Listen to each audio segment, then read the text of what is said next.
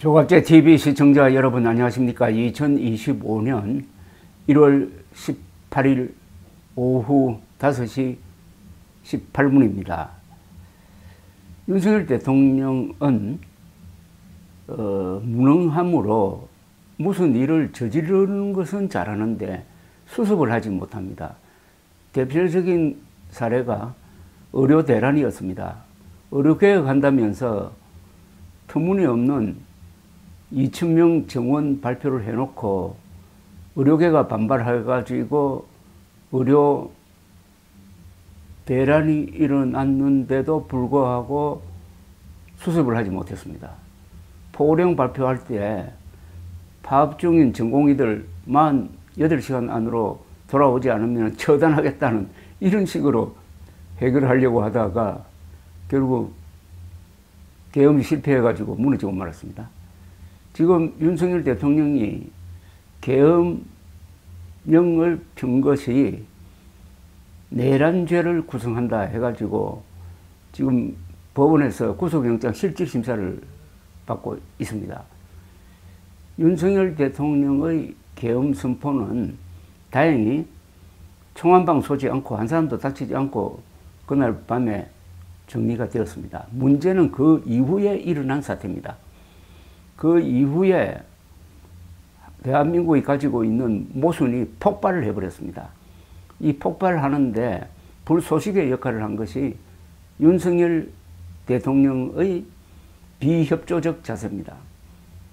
책임지고 깨끗하게 하야했으면은 2달 이내에 후임 대통령을 선출하는 것으로 정리가 되었을 텐데 계속 버티다가 그 사이에 윤석열 대통령 지지 세력 그리고 반대 세력이 거리에서 격돌을 하고 국가 경제는 흔들리고 외교는 방향을 잡지 못하고 있습니다.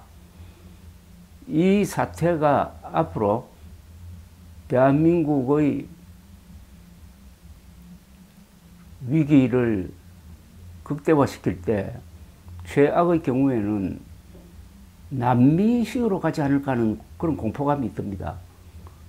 남미 하면 쿠데타의 고장인데 왜 그런 생각이 드느냐 하면은 페루에서 윤석열과 너무나 비슷한 친위 쿠데타 실패가 그것도 2년 전에 2022년 12월이니까 약 2년 전에 있었습니다.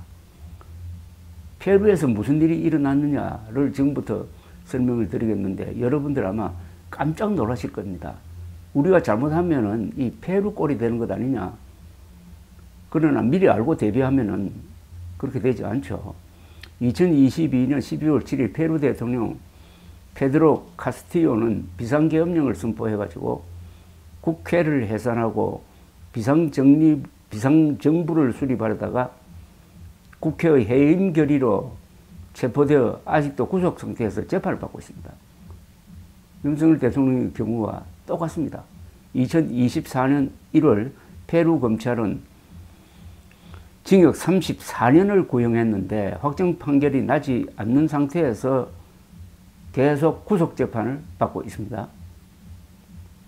페루는 역대 대통령들 중에서 탄핵, 투옥, 자살한 이들이 많아요.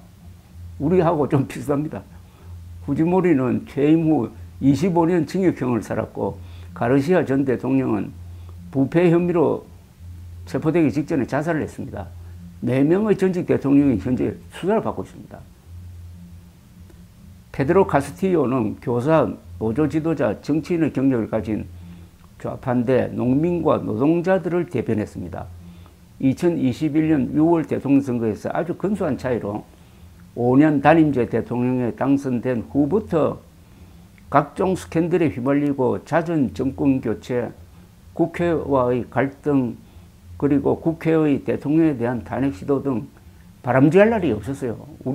윤석열 대통령이 당면했던 상황과 똑같습니다. 여러 건의 부패 스캔들을 둘러싸고 여러 번 국회의 탄핵 소추를 피해가면서 국회를 상대로 정쟁을 이어갔습니다. 그는 계엄령을 선포할 때 개헌도 약속했고 윤석열 측으로 대통령령으로 통치하겠다고 했습니다. 그렇지만 여러 장관들이 반기를 들고 사임하며 군대와 경찰이 지지를 철회하는 바람에 하루도 못 가고 실패하고 멕시코 대사관으로 피신하려다가 체포되어 가지고 지금 재판을 받고 있습니다. 부통령이 후임 대통령이 되었습니다. 계엄령이 발동되었을 때 한국에서는 국회가 소집되어 가지고 계엄 해제 결의안을 통과시킴으로써 해제를 시켜버렸습니다. 대통령도 거기에 순응을 했습니다.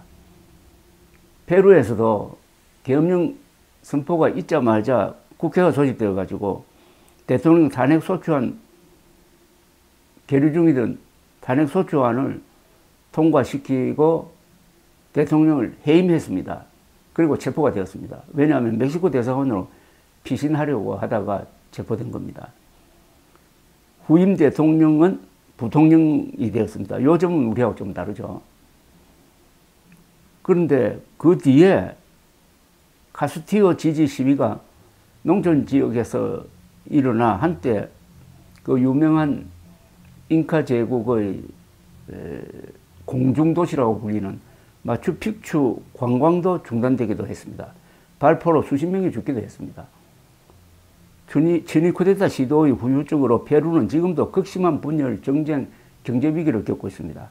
윤석열 대통령이 계엄령 해제 직후 하야하지 않고 버티는 바람에 국내의 분열이 전면적으로 심화되는 모습이 딱 페루 꼴입니다.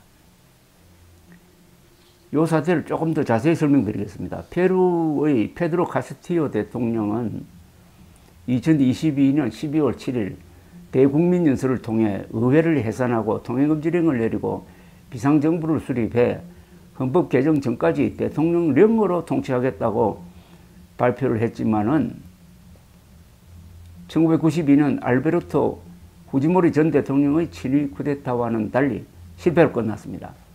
남미에서는 국회에 대한 불신이 높아가지고 국회 해산을 한 지도자가 선거에서 이기는 경우가 많은데 카스티오는 윤석열처럼 워낙 준비 없이 했다가 실패한 겁니다.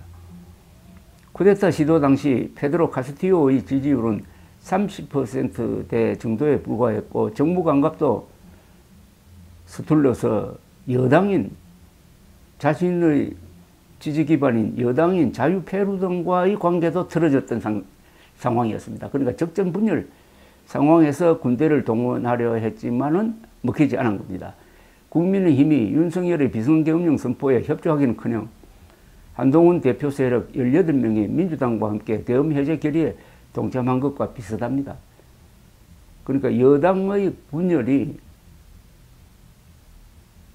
윤석열 대통령 그리고 페루 대통령의 계엄령 선포를 좌절시켰다는 거죠. 내부 단합도 하지 않고 과욕을 부리다가 자멸했다는 이야기입니다.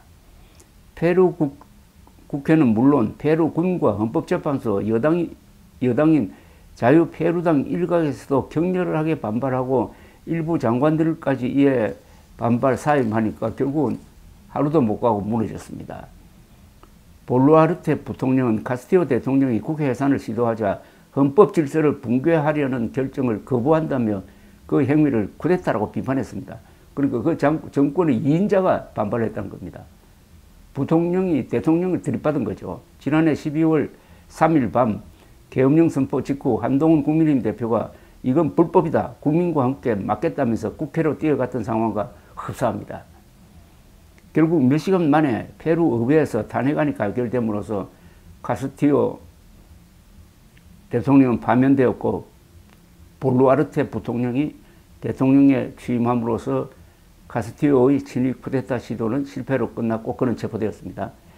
이틀 뒤 카스티오 전 대통령 변호인 측은 구속이 부당하다면서 불구속 재판을 신청했으나 헌법재판소에서 기각되었습니다. 사안의 중대성을 이유로 구속 상태에서 재판을 받고 있는데 윤석열 대통령에게 구속영장이 발부되면은 범죄의 중대성이 큰 이유가 될 것입니다. 쿠데타 시도 이전에 페루 국회도 신뢰도가 낮을 뿐더러 애초에 친위 쿠데타 시도가 일어난 배경도 대통령에 대한 국회의 집요한 탄핵 시도였기 때문에 탄핵 여부에 대한 찬반 여론은 팽팽했고 국회를 당장 해산해서 재선거를 치르자는 여론도 강했습니다. 그러나 카스티오 대통령이 워낙 준비 없이 쿠데타를 했다가 실패하는 바람에 모든 책임을 카스티오가 뒤집어 서게 되었고 역적이 되어버린 거죠. 그런데 그가 구속되자 그에 대한 지지 시위가 또 전국적으로 벌어졌습니다. 그래서 지금 한국에서 벌어지고 있는 상황과 그 점 또한 비슷합니다. 페루는 한국보다 민주주의 경험이 120년 이상 깁니다.